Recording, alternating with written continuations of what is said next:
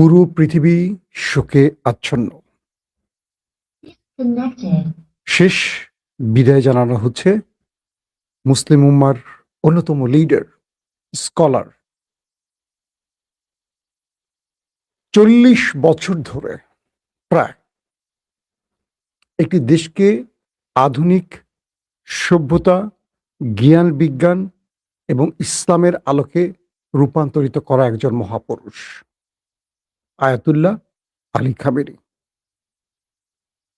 শিয়া সুন্নি ব্যবধান যারা তৈরি করছেন তাদের বাইরে গিয়ে এই বিশ্ব নেতাকে পৃথিবীর 100টি দেশ শ্রদ্ধা জানাতে উপস্থিত হয়েছে ইরানে। বলা হচ্ছে 2 কোটি মানুষের বেশি কেবল শোক জানাতে জমা হয়েছে এই দেশটির ভেতরে। শুধু ইরান নয়, এটি চলবে ইরাকেরও। পুরো ইরাক জুড়ে স্তব্ধ শোকে সকল মানুষ। ইরাকের মেয়র নিজে জানিয়েছেন পুরো জাতি, ইরাকের কথা বলছি, নট ইরান, ইরাকের পুরো জাতি তাকে শ্রদ্ধা জানাবে, কারণ খামেনির মরদেহ ইরাকেও যাবে। যখন পৃথিবীর সবচেয়ে বড় সন্ত্রাসীরা, আবারও বলছি, যখন পৃথিবীর সবচেয়ে বড় সন্ত্রাসীরা, বুঝছেন তো কাদের কথা বলছি, তারা এই ব্যক্তিকে সন্ত্রাসী আখ্যা দিয়েছিল, স্ট্রাইক চালিয়ে হত্যা করেছিল, এবং তারা তাকে হিরো থেকে জিরো বানাবার যে চেষ্টা করেছিল, আজ তারা নিজের চুল নিজেরা ছিঁড়ছে এ কারণে যে একজন মানুষ বেঁচে থাকার চেয়ে মৃত অবস্থায় আরো বেশি তাদের জন্য আতঙ্কের, সম্মানের, গর্বের এবং অহংকারের হয়ে দাঁড়ালেন কি করে। মার্কিন একটি টুইট বার্তা দেখলাম, একজন লিখেছেন, হয়তোবা ট্রাম্পের নিন্দুক হতে পারে, যে ট্রাম্প তুমিও তো ওপারে যাবে, আমরা দেখতে চাই তোমার জন্য কত মানুষ উপস্থিত হয়। আর পৃথিবী দেখছে আয়াতুল্লাহ আলী খামেনির জন্য 2 কোটিরও বেশি মানুষ উপস্থিত হয়েছে। পৃথিবীর 100টি দেশের গুরুত্বপূর্ণ লিডার সেখানে পৌঁছে গেছে। প্রতিটি মানুষের চোখ ভেজা, কাঁদছে অঝরে মানুষ। এক আকাশ বৃষ্টির চেয়েও যেন অজস্র মানুষের চোখের পানি বেশি, সেটা খোদ ইরানে এখন দেখা যাচ্ছে। একজন মানুষ শহীদ হয়ে পৃথিবীকে কি বার্তাগুলো দিয়ে গেল, কান পেতে শুনছেন, দেখছেন। যখন পুরো পৃথিবী কাঁদছে, আমাদের বাংলাদেশের তথাকথিত ইহুদিদের দালাল, আমি বলবো কি বলছে শোনেন, আমরা একটু ভিডিওতে দেখাই আপনাদের। কেন খমিনির জানাজা দিতে হবে? আপনারা কি এতই দেউলিয়া হয়ে গেছে? রাজনীতি করতে করতে এতই নিশ্চয় হয়ে গেছে খমিনির জানাজা আপনাকে পাঠাতে হবে? স্পিকারকে পাঠাইছে, এটা অন্যায় করেছে। স্পিকার মুসলিম একজন, কখনো কাফের মুশরিকদের খারাপ, ইহুদি খ্রিস্টানদের চেয়ে বেশি খারাপ এরকম জঘন্য জাতের কাছে জানাজা পড়ার জন্য যাওয়ার কোনো অধিকার নাই কোনো মুসলিমের।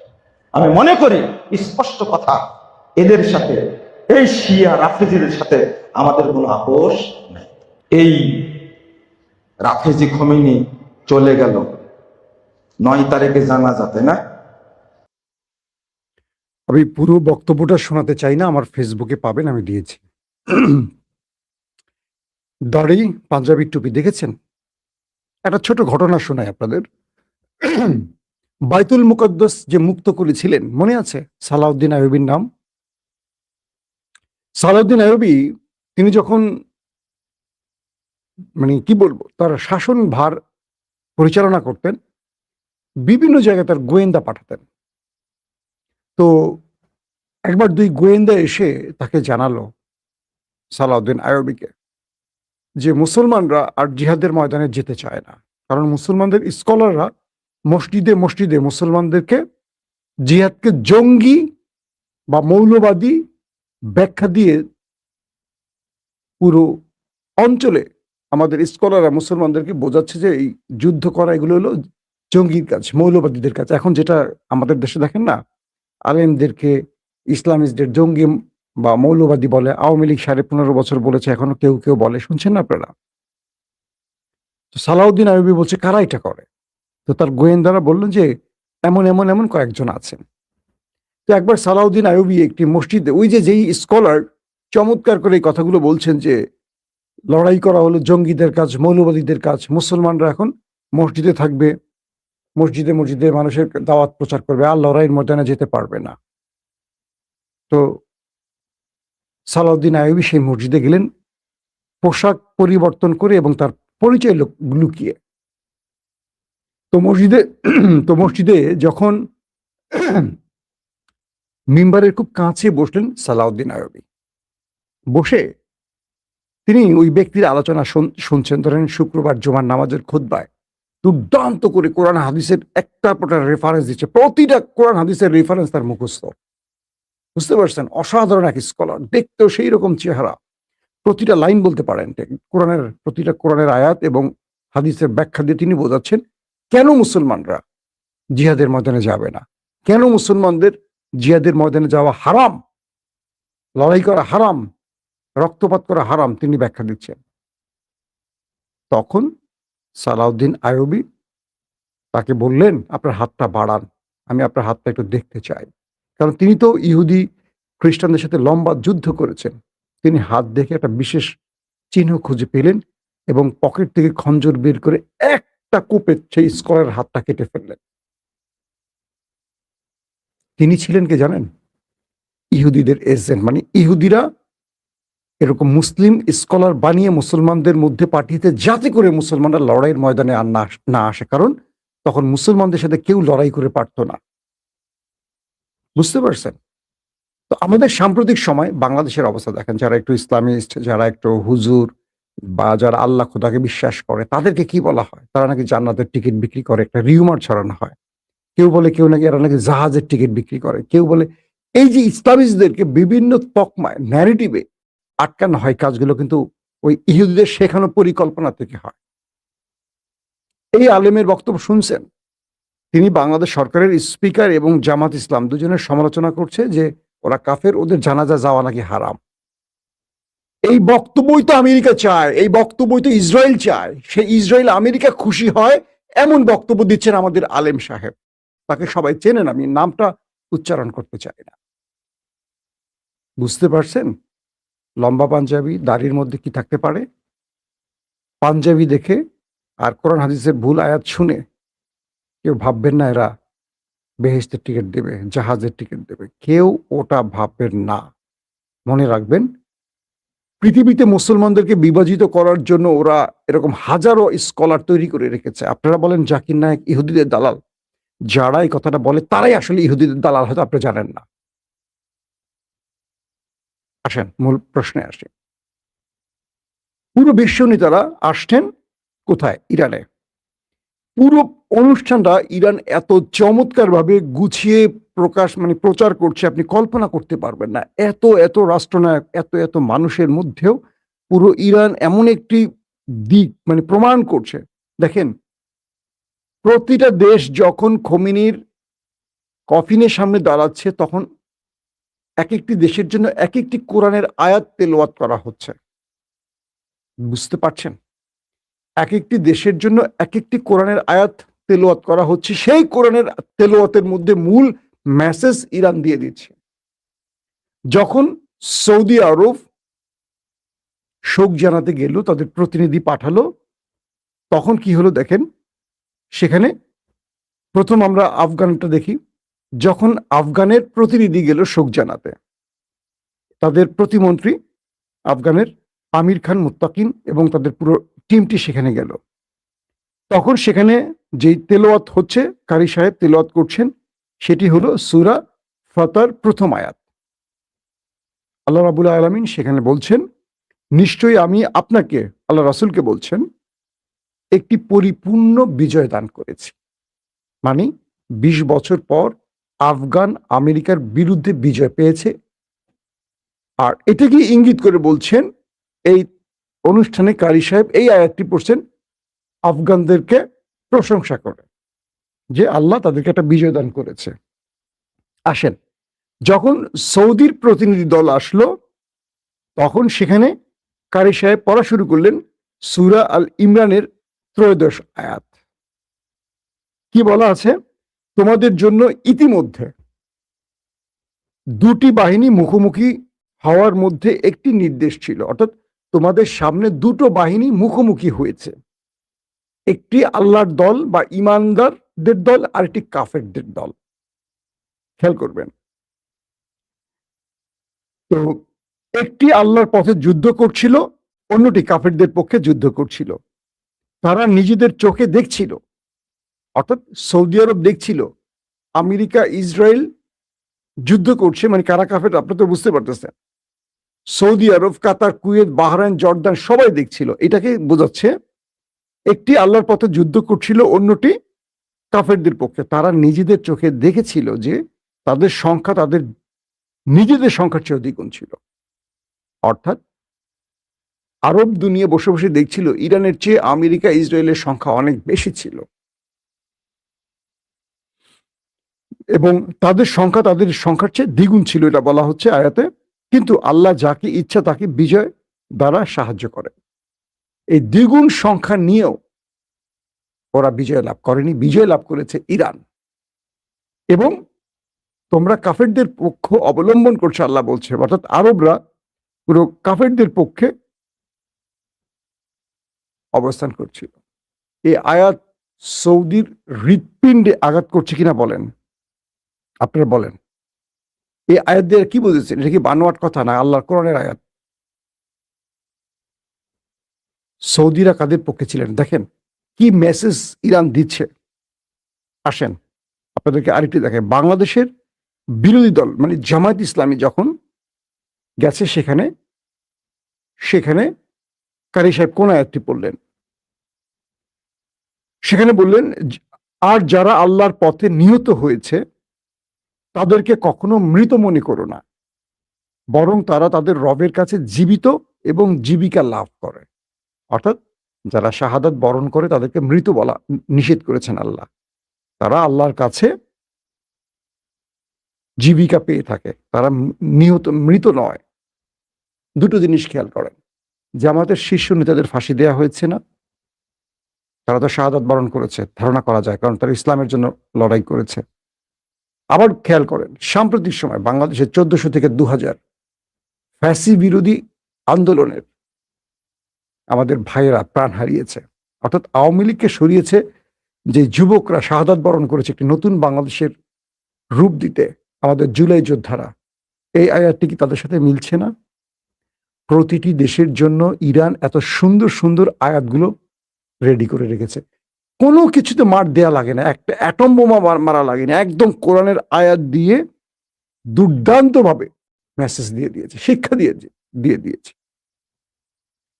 ইরান আর আমেরিকার একটা দ্বৈরথ। আমার আজকের প্রথম লাইভে আমি আপনাদের বলেছি, বিকেল 6টা লাইভে বলেছি, আমেরিকার পররাষ্ট্রমন্ত্রী মার্ক রুবিও প্রতিটি দেশকে বলে দিয়েছে কেউ যেন ইরানের এই প্রোগ্রামে না আসে। এটা ইরানের গণমাধ্যম থেকে নেয়া তথ্য। বলে দেওয়া হয়েছে কেউ যেন ইরানের এই শোক যাত্রায় না আসে, আমেরিকা বলে দিয়েছে। ইতিমধ্যে ইরানের গণমাধ্যম বলছে 100টি দেশ থেকে প্রতিনিধি আসছে। তার মানে আমেরিকা হোঁচট খেয়ে গেছে, আমেরিকা তার পশ্চিমা দুনিয়া বা তার যে পরাশক্তির তকমা থেকে ছিটকে পড়েছে। ইরানের পাশে সবাই এসে দাঁড়িয়েছে। কেন? এই যুদ্ধে ইরান ছিল বিজেতা, আমেরিকা ইসরায়েল ছিল পরাজিত। নাম্বার 1। নাম্বার 2, এই 100টি দেশকে এনে ইরান প্রত্যেকটা রাষ্ট্র বিভাগের সাথে, রাষ্ট্র প্রতিনিধিদের সাথে ব্যাক চ্যানেলে কথা বলতেছে। ইরানের নেতৃত্বগুলো, ইরানের সামরিক বাহিনী, ইন্টেলিজেন্স, স্কলার, মানে ইরান কয়েকটা টিম ভাগ করেছে। যেমন আমাদের স্পিকার, বাংলাদেশ পার্লামেন্টের স্পিকার হাফিজউদ্দিন আহমেদকে কথা বলছেন কে? ইরানের স্পিকার বাকের গালিবাফ, যার নামটি শোনেন সবচেয়ে বেশি এখন, মানে সবচেয়ে বড় লিডার যাকে বলা হয় এই মুহূর্তে আলোচনার। তো সৌদি বলেন, কাতার বলেন, কুয়েত বলেন, আপনি পৃথিবীর যে দেশ থেকে যারাই আসছে প্রত্যেকটা দেশের সাথে ইরানের ডেলিগেটরা পার্সোনালি বসে কথা বলছে, তাদেরকে বিশেষ মেসেজ দিচ্ছে ইরান। এটা শুধু শোকযাত্রা না, ইরান পৃথিবীতে নতুন মুসলিম রাজ প্রতিষ্ঠার জন্য একটা প্ল্যান নিয়ে নেমে গেছে। সাম্প্রতিক সময় ইরান বারবার বলছে যে আমরা একটা মুসলিম সামরিক জোট করব ন্যাটোর আদলে। এবার সবগুলো দেশকে ইরান সেই বার্তা দিচ্ছে। এক খামেনিকে ইরান পৌঁছে দিচ্ছে পৃথিবীর শ্রেষ্ঠ একটি আসনে। এই পৃথিবীর মানব রচিত পৃথিবীতে, মানব মানে আল্লাহর সৃষ্টি পৃথিবীতে কোনো মানুষ মানে জানা যায় এত মানুষ আসেনি যেটা খামেনির রেকর্ড করেছে। এর আগে রুহুল্লাহ খামেনির ক্ষেত্রে 1 কোটি মানুষ এসেছিল 1989 6 জুন, মনে আছে আপনাদের। 11,000 মানুষ আহত হয়েছিল চাপে পড়ে, 8 জন মারাই গেছে। পরে শোক অনুষ্ঠান একদিনের জন্য পেছাতে হয়েছে। এবার 2 কোটি ছাড়িয়ে যাওয়ার সম্ভাবনা আছে। তো ইরান পৃথিবীকে নতুন বার্তা দিচ্ছে এবং এই অনুষ্ঠানে যারা আমেরিকার পক্ষ নিয়েছে এই যুদ্ধে তাদেরকে কোনো দাওয়াত দেয়নি ইরান, বাকিদের দাওয়াত দিয়েছে এবং প্রত্যেককে বলছে একটা নতুন ওয়ার্ল্ড অর্ডার ইরান দেখতে চায়, যেখানে আমেরিকা ইসরায়েলের আর কোনো খানা থাকবে না। পুরো মুসলিম বিশ্বকে ইরান যে সারপ্রাইজ দিচ্ছে সেটা হলো কিভাবে ঘুরে দাঁড়াতে হয়, কিভাবে পরাশক্তিকে হারিয়ে মানুষের হৃদয়ে পৌঁছে যেতে হয়। যারা এতদিন ভয় পেত তাদেরকে বলছে ভয় নয়, ভয়কে সাহস দিয়ে জয় করতে হয়। তুরস্ককে বার্তা দিচ্ছে, আমেরিকাকে কি বলে সৌদি আরবকে বার্তা দিচ্ছে, মিশরকে বার্তা দিচ্ছে, পাকিস্তানকে বার্তা দিচ্ছে যে তোমরা ওদের ভয় রেজিম চেঞ্জ ঘটাও, তোমরা ওদের ভয় খালেদা জিয়াকে ক্ষমতা থেকে সরিয়ে দাও, 111 নিয়ে আসো, তোমরা ওদের ভয় ইমরান খানকে সরিয়ে ওই শাহবাজকে বসায় দাও, তোমরা ওদের ভয় মোহাম্মদ মুরসিকে সরিয়ে আব্দুল ফাত্তাহকে বসিয়ে দাও। না, ওদের ভয় কিচ্ছু করা যাবে না। তুমি ভয় পেলে ওরা তোমার উপর চেপে বসবে, তোমার উপর দখলদারিত্ব চালাবে। ইরান এই মেসেজটি পুরো পৃথিবীকে দিয়ে দিয়েছে। পুরো পৃথিবীকে নিয়ে ইরান নতুন এক বিশ্ব ব্যবস্থা গড়তে চাইছে। এই অনুষ্ঠানটি সেই অনুষ্ঠানের একটা কি বলবো প্ল্যাটফর্ম হয়ে গেছে। শুধু শোক নয়, ব্যাক চ্যানেলে ইরান পৃথিবীর প্রতিটি দেশকে বার্তা পৌঁছে দিচ্ছে। পশ্চিমারা হতাশ হয়ে পড়েছে। আমেরিকা ইসরায়েল কল্পনা করেনি একজন মানুষকে জিরো বানাতে গিয়ে হিরো বানিয়ে ফেলবে। ইরানের রেজিম চেঞ্জ বাদ দেন, পুরো পৃথিবীতে আলী খামেনি কোন উচ্চতায় পৌঁছে গেছে যেখানে ট্রাম্পের 100 বার জন্ম হলো ট্রাম্প সেখানে যেতে পারবে না। নেতানিয়াহুর তো প্রশ্নই আসে না। পুরো ইরান জুড়ে নিরাপত্তা তৈরি করা হয়েছে। ইরানের নতুন নৌবাহিনী প্রধান ঘোষণা করা হয়েছে। পুরো ইরানের মধ্যে মানুষের এই শোক কান্না, তার মধ্যে নতুন করে লাল পতাকা উড্ডয়ন করা হয়েছে। কি ইরান ঘোষণা দিয়েছে, এই রক্তের প্রতিটি ফোঁটার বদলা আমরা নেব। এই কোটি মানুষের সামনে ইরান ওয়াদা দিয়েছে আয়াতুল্লাহ আলী খামেনির যে রক্ত ঝরেছে তার প্রতিটি রক্তের ফোঁটার বদলা তারা নেবে। অর্থাৎ নতুন যুদ্ধের ঘোষণা চলে এসেছে ইরানের পক্ষ থেকে। ইরান বলছে আমরা কাউকে ছাড় দেব না। এবং লাল পতাকা হলো রেড সিগন্যাল, বুঝতে তো পারছেন। এর মাধ্যমে ইরান কি বার্তা দিচ্ছে পৃথিবীকে। এখন এই নতুন পৃথিবীতে বা নতুন ইরানের যাত্রাটা আমেরিকা এবং ইসরায়েলের জন্য সবচেয়ে আতঙ্কের হয়ে যাচ্ছে। কারণ আমেরিকা এবং ইসরায়েল কখনো এই জায়গায় দেখতে চায় নাই খামেনিকে। তারা তাকে জিরো বানিয়ে মারতে চেয়েছিল। আর খামেনি পুরো পৃথিবীকে সারপ্রাইজ দিয়ে গেছে, একটা জীবন দিয়ে পুরো পৃথিবীকে বলে দিয়েছে কিভাবে জীবন দিতে হয়, জীবনটার মূল্য কত হতে পারে। আমি আপনি প্রত্যেকে তো মারা যাব না, কিন্তু খামেনির জীবনটা এত মূল্যবান হয়ে গেল। তিনি জানতেন তার বেঁচে থাকার চেয়ে শাহাদাত তার জন্য এখন শ্রেষ্ঠ। তিনি সেই জন্য তার গন্তব্য বা স্থান পরিবর্তন করেননি। তাকে বলছে তার নিরাপত্তা বাহিনী যে আপনি জায়গা চেঞ্জ করেন, স্ট্রাইক আসতে পারে যে কোনো সময়, গোয়েন্দা তথ্যের আলোকে। বলছে যে না, আমার মৃত্যু হবে উপরের নির্দেশে, কারো ইচ্ছায় না। আর আমার যদি মৃত্যু হয়, তিনি বেঁচে রাখেন, আমার মৃত্যু যদি তিনি লিখে রাখেন, এটা হবে ইরানি জাতির ভাগ্য পরিবর্তনে। একটা মানুষ জীবন দিয়ে ইরানকে রক্ষা করে গেছেন, ভাবতে পারেন একটা মানুষ জীবন দিয়ে একটা দেশকে রক্ষা করে গেছে। এর চেয়ে শ্রেষ্ঠ মৃত্যু আর হতে পারে? আল্লাহ হাফেজ।